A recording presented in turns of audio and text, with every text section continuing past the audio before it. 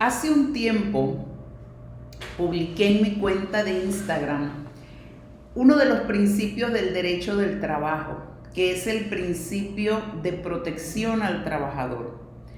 Cuando una persona lo leyó, comentó molestísima: ¿cómo se les ocurre? Eso no puede ser. Es como decir que el Código de Comercio está a favor de los comerciantes. Entonces yo me reí porque definitivamente me di cuenta que la persona no conoce sobre derecho del trabajo. ¿Por qué? Porque en derecho laboral la balanza inicia tal como ustedes lo ven en esta imagen. La balanza está inclinada. ¿Y hacia quién se inclina la balanza? Los trabajadores dicen: sí, está inclinada hacia los empresarios, hacia la empresa, hacia el jefe, No. En derecho laboral la balanza está inclinada hacia el trabajador. ¿Por qué? Porque se considera el trabajador la parte débil de la relación laboral. Hola, mi nombre es Carmen Rivera. Soy psicóloga con posgrado en Derecho Laboral, especialista en relaciones laborales individuales y colectivas. En varias ocasiones representé a las empresas en las juntas de conciliación y decisión en el Ministerio de Trabajo. He negociado aproximadamente más de 15 convenciones colectivas de trabajo. También tengo experiencia en la elaboración de reglamentos internos. Y hoy día soy la generadora de contenido en la cuenta de Instagram Clima Laboral 2020, que es mi aporte a los trabajadores durante esta época de pandemia. Bienvenidos a conocer el Decreto Ejecutivo 229 del 15 de diciembre 2020, por medio del cual se regula el reintegro de los trabajadores en el año 2021 a sus puestos de trabajo luego de haber estado con contrato suspendido. Para mí fue importante leer las consideraciones que tiene este decreto, de las cuales extraje las más importantes y les comparto. Una de ellas dice que se tomó en consideración las declaraciones del Ministerio de Salud relativas al COVID y las declaraciones de pandemia por parte de la Organización Mundial de la Salud, que indican que se hace necesario establecer medidas de carácter laboral a fin de producir un efecto económico positivo dentro de la economía panameña y las empresas. También consideraron que el informe del director general de la Organización Internacional del Trabajo hace recomendaciones laborales con relación al COVID y establece que el coronavirus, además de la crisis sanitaria, ha creado una crisis laboral, económica y social. Yo creo que eso es claro para todo. De allí que los países tendrán que usar nuevas fórmulas y establecer incentivos fiscales y monetarios para evitar que el desempleo vaya creciendo. Yo considero que aquí en Panamá nos hemos quedado cortos en los incentivos fiscales a las empresas. ¿Y saben por qué? Porque en otros países se han dado mayores incentivos a las empresas con el objetivo de que no utilicen como primera opción el despido a los trabajadores. Aquí las empresas, han tenido que defenderse como puedan y lamentablemente han considerado como primera opción despedir a los trabajadores. Otra consideración importante que hacen es que es importante buscar el equilibrio entre las necesidades de los trabajadores, los requerimientos de la empresa, considerando aspectos fundamentales como el desarrollo familiar, el cuidado de la salud, el desarrollo comunitario, lo cual trasciende en la necesidad de adecuar las regulaciones laborales que recuperen el trabajo como un derecho humano. ¿Y saben por qué mencioné este?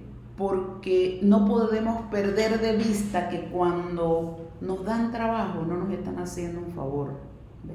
cuando nos dan trabajo, están permitiendo que se cumpla en nosotros como seres humanos uno de los derechos fundamentales que tenemos y que está catalogado dentro de los derechos humanos, que es el derecho a tener trabajo. Por eso cuando en las empresas se dan abusos, de la empresa general o de los jefes, si tienen psicópatas integrados dentro de la misma administración de la empresa, realmente esa gente atenta contra uno de nuestros derechos humanos, que es nuestro derecho al trabajo.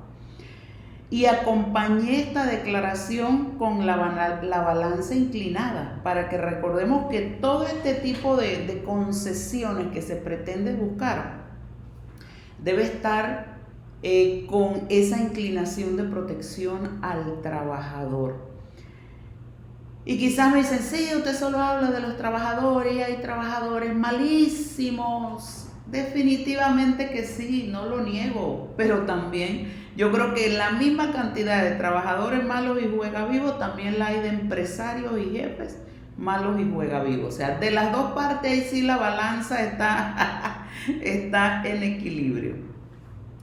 Yo cuando hablo todas estas cosas me refiero al buen trabajador, al trabajador responsable, que para mí son la mayoría. Otro punto importante es que el Código de Trabajo dispone en su artículo número 7 que para los efectos laborales se entiende por fuerza mayor o caso fortuito el imprevisto al que no es posible resistir. Miren, cuando se inició el tema de la pandemia, hablemos de abril, mayo, cuando estuvimos en cuarentena total, ustedes saben que se dieron empresas que por su actividad económica seguían operando. Sin embargo, no había suficiente transporte para que los trabajadores pudieran cumplir en un momento dado con sus horarios. ¿Y qué pasó? Que eran sancionados e incluso llegaron a ser despedidos. Trabajadores que se han contagiado por COVID. Nomás ayer me consultaba uno que la empresa, al darse cuenta que estaba con COVID, le dice, ¿y ya piensas renunciar? O sea, se está dando una discriminación a los trabajadores por contagiarse. O sea, ¿en qué país, en qué mundo vivimos?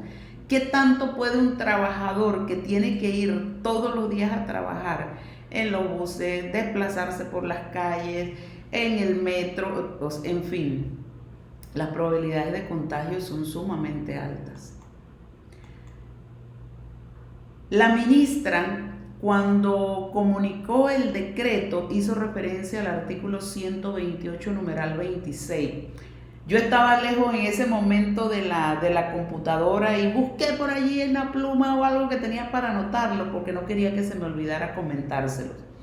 ¿Qué dice el artículo 128? El artículo 128 habla de las obligaciones de los empleadores y la número 26 dice que es obligación del empleador permitir a los trabajadores faltar a sus labores por graves calamidades domésticas debidamente comprobadas. Digan ustedes que el COVID ya no está demostrado que es una calamidad doméstica, debidamente comprobada, a la cual el trabajador no se puede resistir.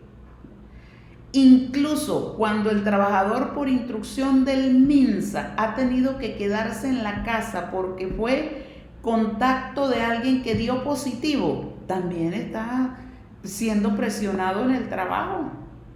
E incluso conozco una persona que, estando positivo, el jefe lo llamaba todos los días. ¿Y cómo te sientes? Abre la computadora de todas maneras. Si no estás muy mal, ponte a trabajar desde la casa. O sea, yo comprendo que las empresas se hicieron para producir, pero yo creo que tenemos que tener un poco más de empatía en estos momentos porque se están viendo atentadas nuestras necesidades básicas como seres humanos. Y esta consideración tómenla en cuenta porque miren lo que dice: el órgano ejecutivo a través del Mitradel presentará un anteproyecto de ley para regular las medidas que lo requieran en los primeros días de las sesiones ordinarias del 2021. Interpreto yo que todas aquellas cosas que se quedaron por fuera en este decreto, que ustedes van a ver que son varias, pueden ser incluidas el próximo año en ese anteproyecto de ley que se presente a la Asamblea. Algo que urge regular es el tema de las mujeres embarazadas que han perdido el pago de su licencia porque estuvieron con contrato suspendido. Pero es que si no tiene las 9 cuotas antes del 7º mes, eso es lo que dice la ley orgánica, la número 51 de la Caja de Seguro Social. Sí, señores, pero eso es para tiempo normal, cuando no había pandemia. ¿Cómo puede ser una mujer embarazada en este momento para suplir todas las necesidades que representa un embarazo, traer un bebé al mundo? ¿Cómo lo va a hacer?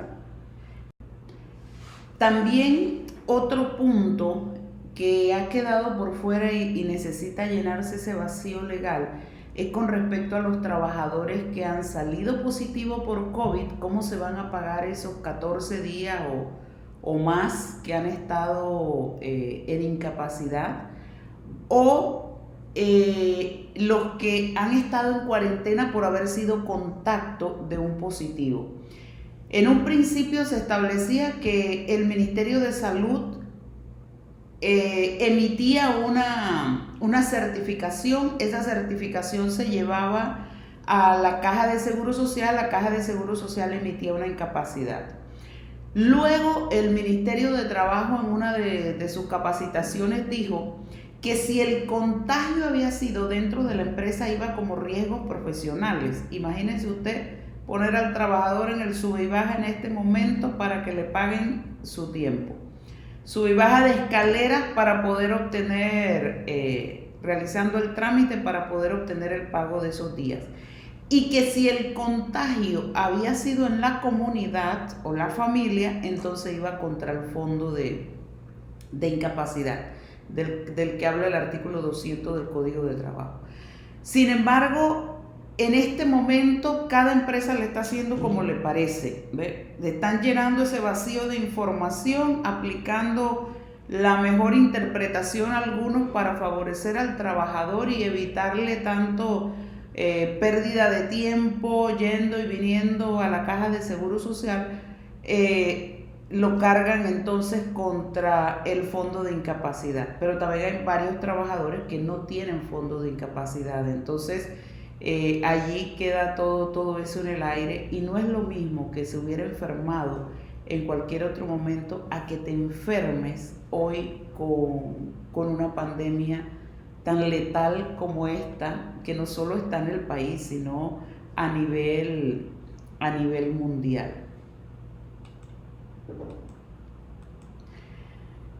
Dice el decreto 229 que es responsabilidad del empleador y los trabajadores acatar los protocolos y directrices establecidos por la autoridad sanitaria, al igual que las medidas económicas y laborales que se dicten en concordancia. O sea que todo esto, lo legislado, es de obligatorio cumplimiento.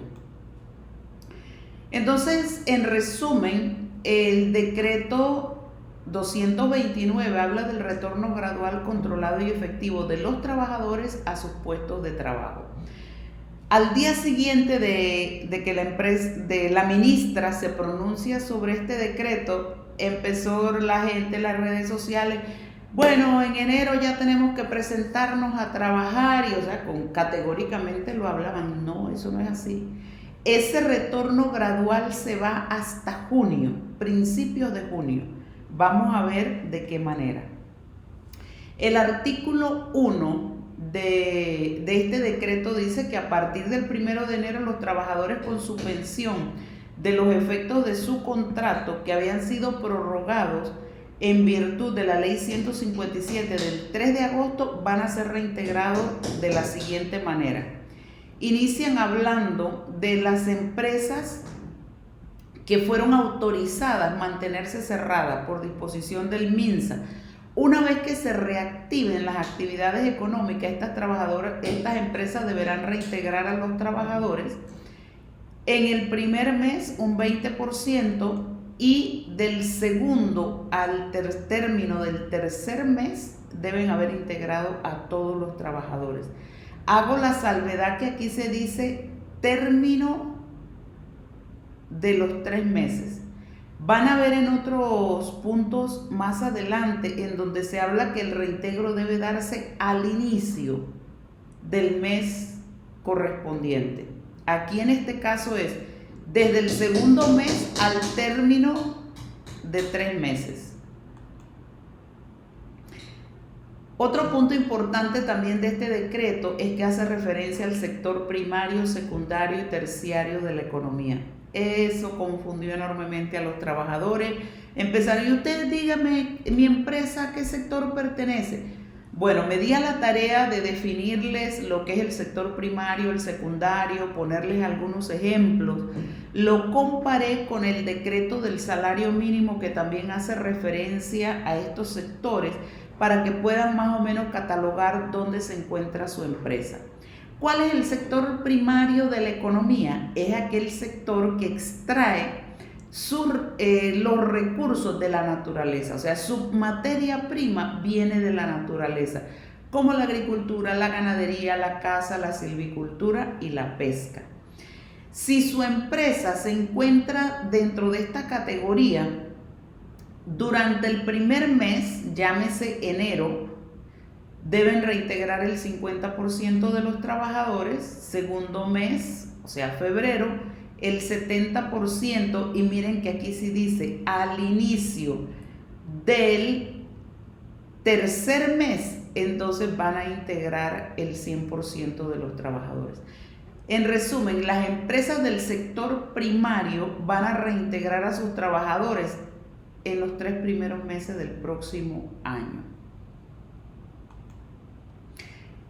¿Cuál es el sector secundario de la economía? Es el sector industrial, que produce o fabrica las cosas que consumimos. Ejemplo de empresas en este sector: la siderúrgica, las industriales manufactureras, la construcción, la generación de energía, etc.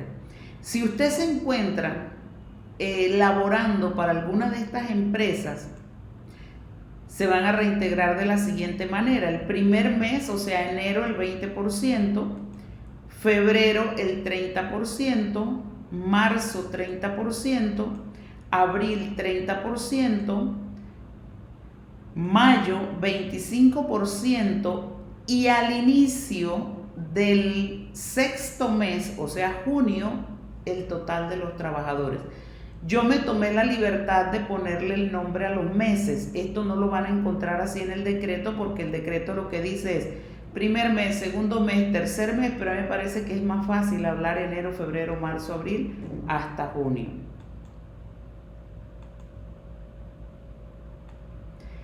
¿Cuál es el sector terciario de la economía? Es el sector que se dedica a la distribución y consumo de bienes. Son los que satisfacen las necesidades de las personas ofreciendo sus servicios. Dentro de estos sectores, ¿cuáles empresas están? Las dedicadas al transporte, la comunicación, el turismo, telecomercio, actividades financieras, seguros, educación, cultura, ocio, deporte, espectáculo, etc.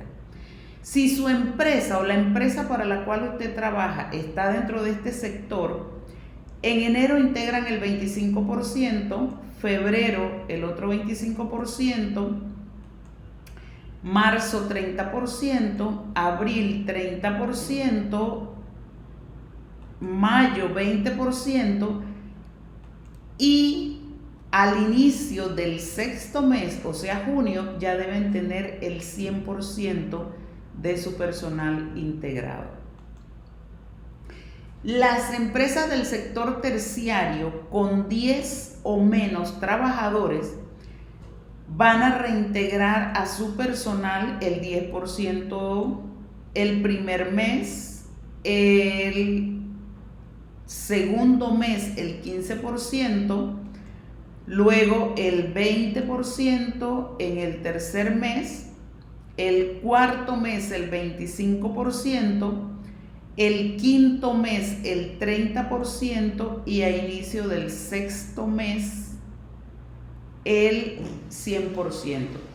Aquí hago la salvedad, miren, a pesar de que yo les puse enero, pero pueden haber empresas que en enero no estén autorizadas todavía para abrir. Entonces, su primer mes empieza a contar en el momento que se le autorice la apertura. ¿Qué quiere decir eso? Que si en junio es que se autoriza la apertura de una empresa o de un sector, pues en junio entonces empieza a contar el primer mes, el segundo, el tercero y se irán hasta diciembre.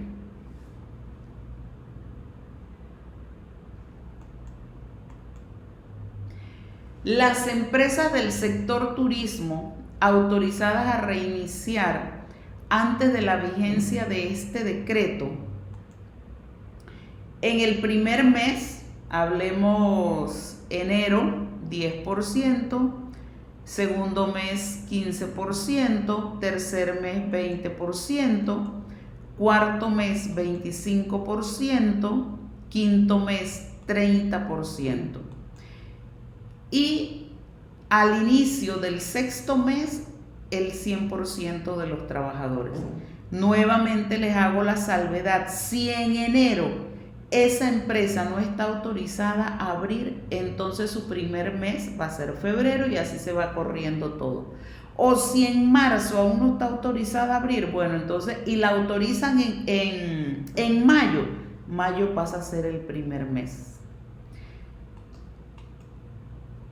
Se entiende, y aquí sí pone el decreto, la aclaración, se entiende por empresas del sector turismo las dedicadas a las siguientes actividades: hoteles, moteles, hostales, agencia de viaje y tour operadores, guías de turismo, arrendadoras de auto, transporte turístico marítimo y terrestre, fincas agroturísticas y parques de diversión.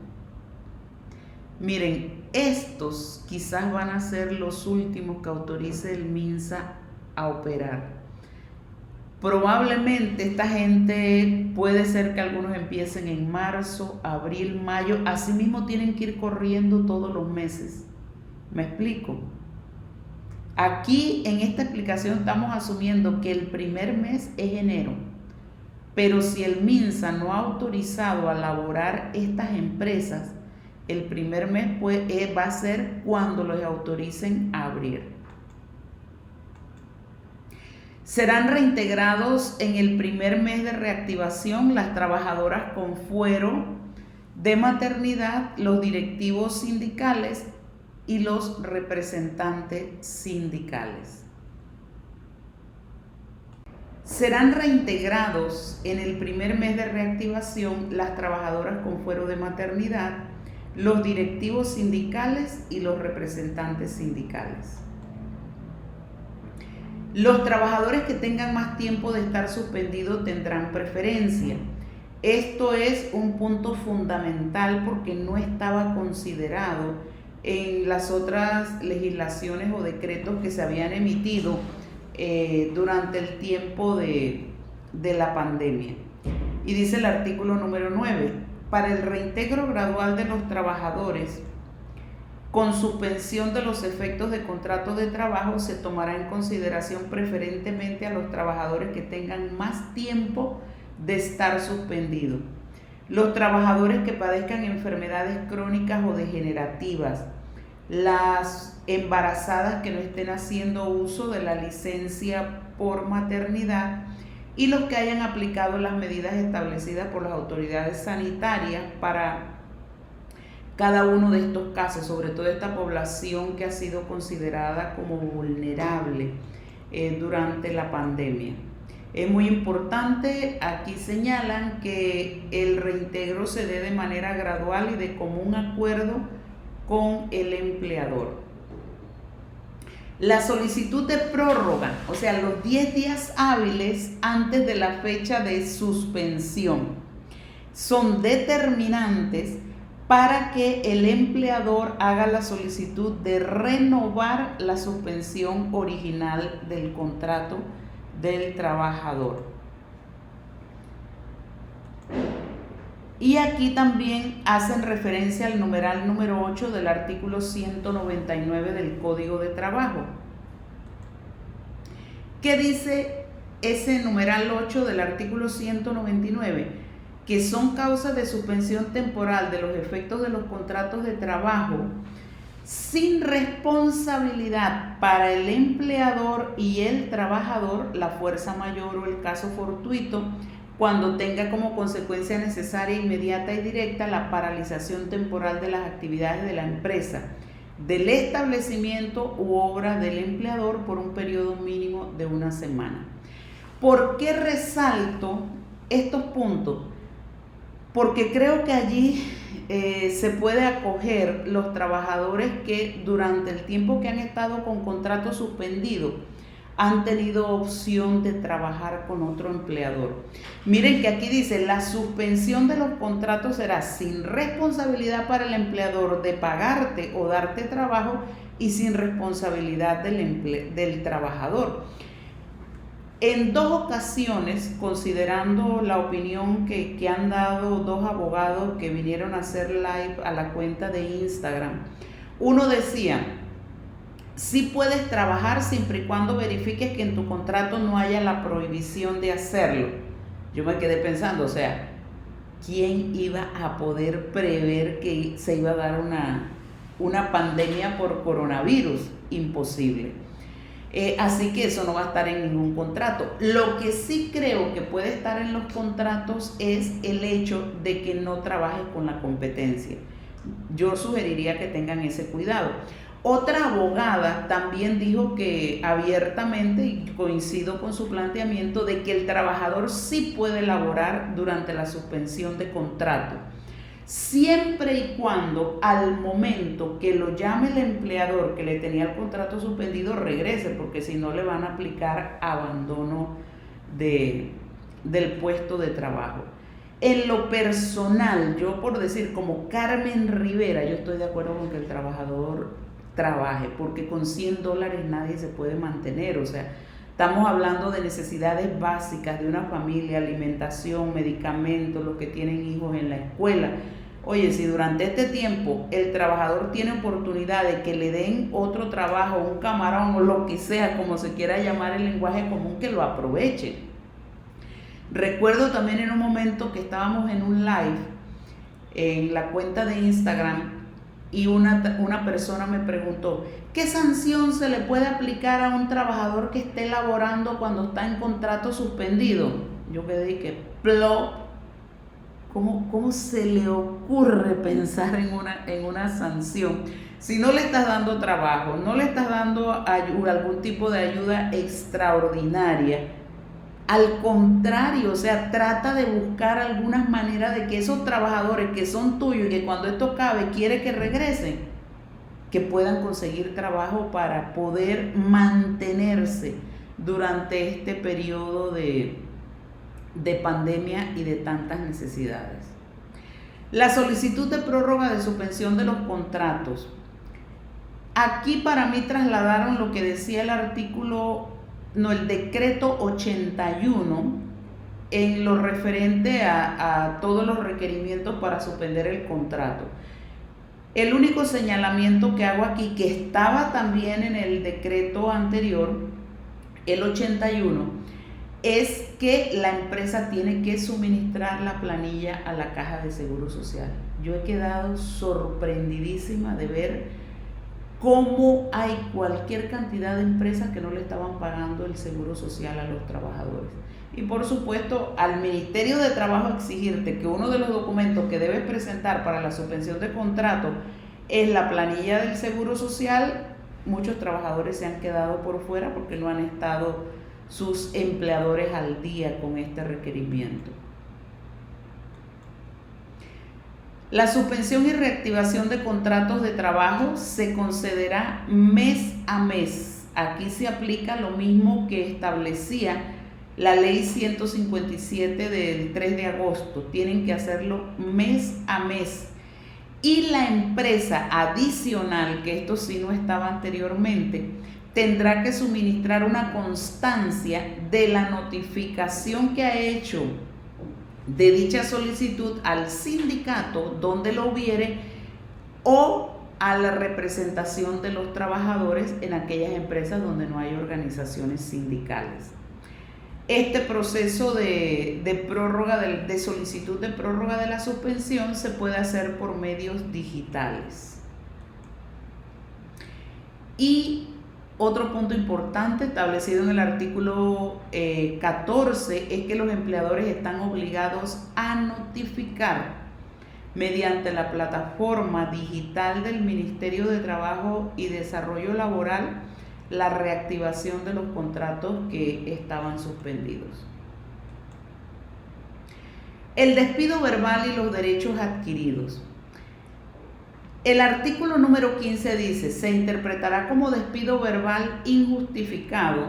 Es que no hay despido verbal justificado, no sé por qué le pusieron allí. Y eso viene, para mí es un error, porque incluso lo vi hace mucho tiempo en un decreto y lo hablé con un abogado que es próximo a la gente del ministerio y le dije, fulano, adviérteles que el despido verbal no es justificado, o sea, no existe un despido verbal justificado, por ende no veo por qué le ponen despido verbal injustificado, o sea, el despido verbal es nulo, así de sencillo, y es injustificado siempre.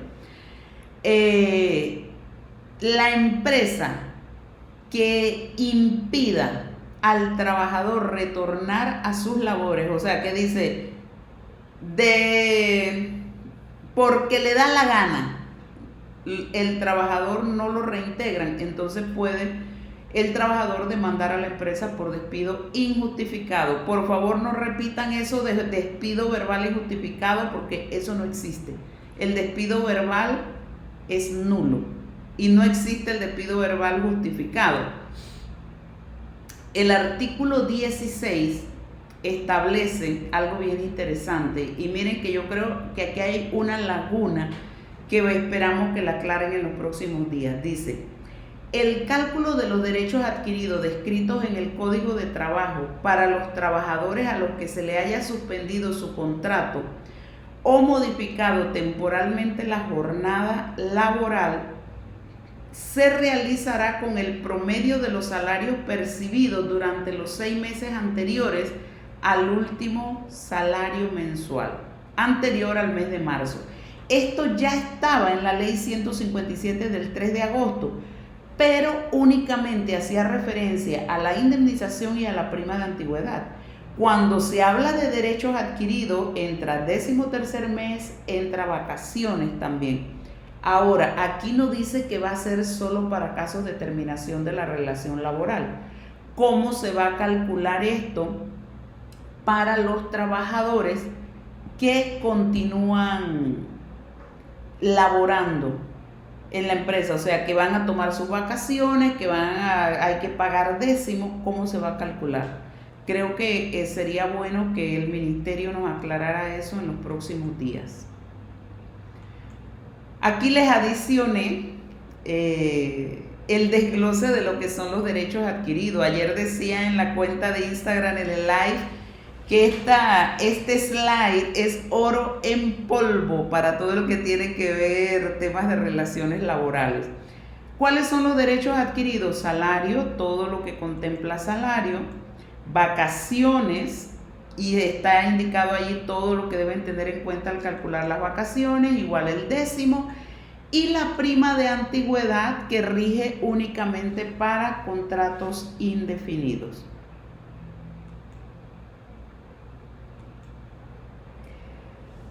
Si te reactivan, no te podrán volver a suspender. Esto es un punto muy importante que no estaba contemplado en ninguna de las otras disposiciones legales que se habían realizado durante la pandemia. Dice así el artículo 17, los contratos de los trabajadores que hayan sido reactivados no podrán ser objeto de suspensión nuevamente, con base a las causas descritas en el numeral 8, o sea, caso fortuito, fuerza mayor, la pandemia. Ahora, si el MINSA decreta que hay que cerrar el establecimiento, definitivamente pues te van a suspender nuevamente, pero ahí está decretado por una autoridad. Este artículo, que es el 18, para mí lo tomaron tal cual estaba en la ley 157 del 3 de agosto, que dice toda terminación de la relación laboral por mutuo consentimiento deberá ser por escrito y no implicará renuncia de derechos. Eso estaba así. Ahora, esto es el código de trabajo también, que hago la salvedad de que el código de trabajo no se ha eliminado, ni se ha puesto en un rincón, aunque a veces pareciera, no, el código de trabajo sigue vigente desde siempre. Se le deberá entregar la propuesta escrita al trabajador. El trabajador tendrá 2 días hábiles para responder. Si no responde, se entenderá que ha rechazado la propuesta. Si firma sin que le hayan dado los 2 días hábiles, podrá interponer la demanda de nulidad para que se ordene el reintegro a través de los juzgados de trabajo. Se presumirán ciertas, y esto es un principio básico del derecho del trabajo, no solo para este decreto, eso existe ya desde hace mucho tiempo, que se presume cierta la afirmación del trabajador acerca de que no se le otorgó el término de los 2 días para responder. Esta presunción podrá destruirse mediante prueba que no admita duda razonable. Cuando digo que esta presunción existe, lo que indica la presunción de manera general es que cuando no hay nada escrito, todo lo que diga el trabajador es tomado como cierto. ¡Ay, no puede ser! Sí, eso ha existido toda la vida. Por eso es lo importante que todo sea por escrito. No puede, eso del despido verbal que vimos hace un rato, injustificado, totalmente fuera de lugar. Se sancionará con multas, dice el artículo 19, las infracciones a las disposiciones contenidas en el presente decreto ejecutivo, con montos que van de $500 a $1,500, según el procedimiento establecido en la Ley 53 de 1975. Las solicitudes de prórroga, y aquí le hacen la salvedad a este artículo 20 que es transitorio. Presten mucha atención, sobre todo a la gente que está en recursos humanos y los empleadores. A las 12 mediodía del 28 de diciembre ya cierra la oportunidad de presentar la solicitud de suspensión de contratos de trabajo para el año 2021. Miren que ni siquiera habla del primer mes, habla el año 2021, o sea que estaríamos hablando de los 6 meses, estaríamos hablando del año, porque recuerden lo que les dije anteriormente, las empresas que aún no están autorizadas a abrir, ese primer mes no será enero, puede ser marzo, puede ser junio, puede ser julio. Entonces es importante tener esto en consideración. Y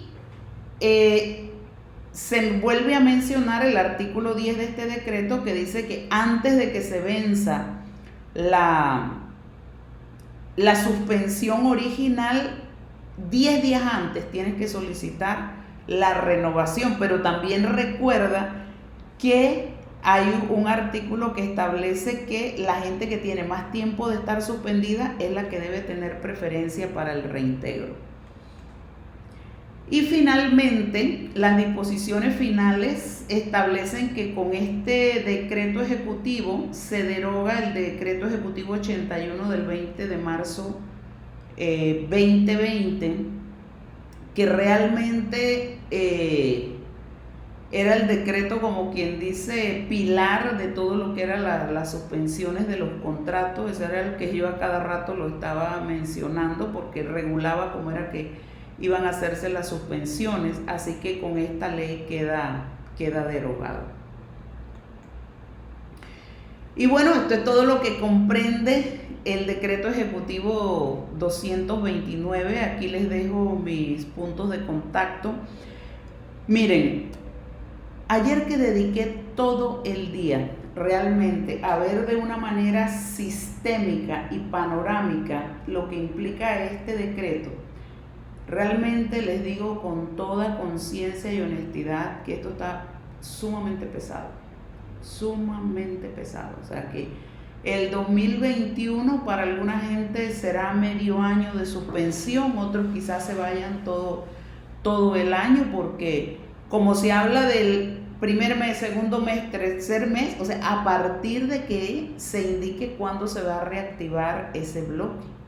O sea, que un bloque que no se reactive en los 3 primeros meses, ese primer mes empezará a contar en abril, mayo, junio. y el que se reactive en junio se irá hasta diciembre. Entonces, miren, yo durante esta pandemia me he declarado, por decir así, a favor del trabajador, apoyándolo 100% en todas sus dudas diariamente, en la mañana, mediodía y en la noche. Yo entro a la cuenta de Instagram a responder la cantidad de consultas que me llegan sobre temas laborales. Sin embargo, yo me permito en este momento sugerirle a las empresas que ya en momentos hay unas que sí lo han hecho porque me consta, otras han estado disparando a lo loco. Y ese disparar a lo loco, cuando hay legislaciones claramente establecidas, es como dispararse en el pie o a la yugular, por decir.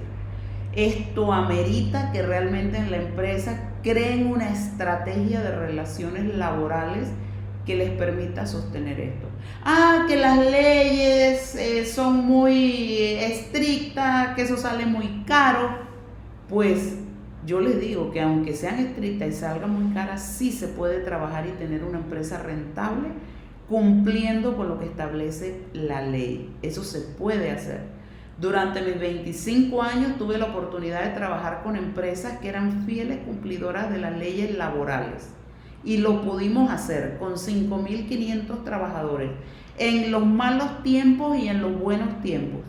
O sea que yo soy fiel testimonio de que sí se puede manejar el recurso humano y estos momentos de crisis. No viví una crisis anteriormente tan fuerte como esta, la que más se aproximó fue para la época de la invasión y cumplimos con la ley y salimos adelante. Miren, en mi página web Millennium Media Challenge, que se las voy a dejar al pie de este video, hay un curso online que se llama Relaciones Laborales para No Laboralistas. Yo sí creo que hay empresas que quieren hacer las cosas bien. Les invito a que vean ese curso. Ese curso es un compendio de todo lo que es la Constitución, el Código de Trabajo, disposiciones reglamentarias que han surgido durante este tiempo y otras que existían anteriormente, más escritos de reconocidos juristas como el magistrado Murgas, Óscar Vargas Velarde, que quienes conocen de derecho laboral saben que esta gente es de peso. En un solo clic puedes tener toda esa información si quieres hacer las cosas bien. Este curso, por lo general, quien se dedica a estudiarlo le puede consumir entre 10 y 12 horas, pero el material te queda accesible como un manual de consulta permanente. Yo les recomiendo a las empresas que realmente se asesoren para poder hacer las cosas bien en este nuevo periodo que inicia en el 2021. La empresa que continúe tratando de hacer triquiñuelas y juega vivo y buscando los caminos más cortos, está garantizándose la quiebra, porque esto está bastante pesado. Y cuando les digo pesado es porque yo conozco lo que representa el gasto laboral en los estados financieros, por decir así. Si esto se sale de control, se le va a multiplicar por 3.5 el gasto que hubieran tenido si hubieran administrado las cosas bien. Así que hasta aquí pues todo lo que es el decreto 229. En el canal pueden encontrar casi todo el histórico de lo que ha sido la pandemia. Las legislaciones anteriores están aplicadas, si conviene o no conviene hacer un mutuo acuerdo. También hay un video sobre eso, otro video sobre contratos sin contrato por servicios profesionales, los pasos que debe dar una empresa para poder decir que está despidiendo al trabajador por situación económica. Y seguiremos de aquí los próximos 6 meses y cuanto esto dure, brindando información para que tengan herramientas de cómo salir adelante en esta crisis mundial. Así que un abrazote, gracias por seguirme, los que me siguen en la cuenta Clima Laboral 2020, gracias. Quien aún no está, les recomiendo porque esa es una cuenta divina, una cuenta de altura realmente en lo que es temas de relaciones laborales. Así que un abrazote, cuídense mucho y que Dios nos ampare de no contagiarnos. Saludos a todos.